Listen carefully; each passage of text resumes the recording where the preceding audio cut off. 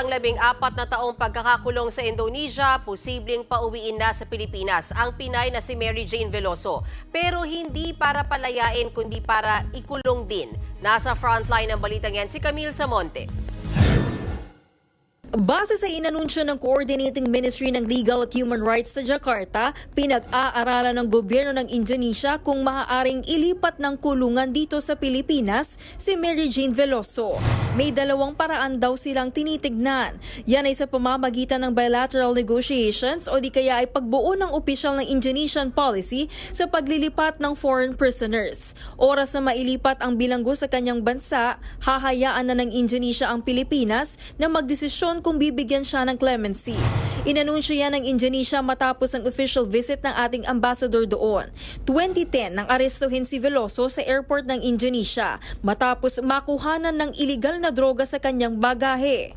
Taong 2014 nang siya ay mapasama sa death row. 2015 nabigyan ng temporary reprieve si Veloso kaya na-delay ang execution niya.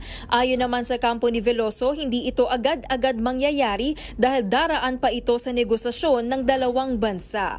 Pero nagbukas daw ito ng bagong oportunidad.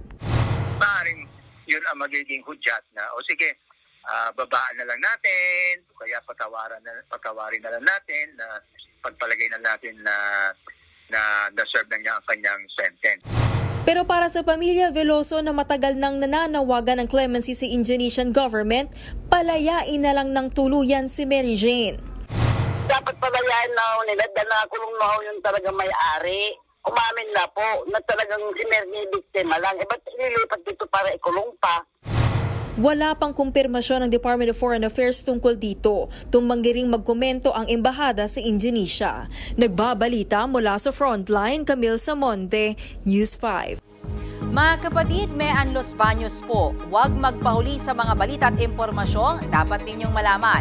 Para sa mas malawak na balitaan at diskusyon, mag-follow at mag-subscribe sa social media pages ng News 5.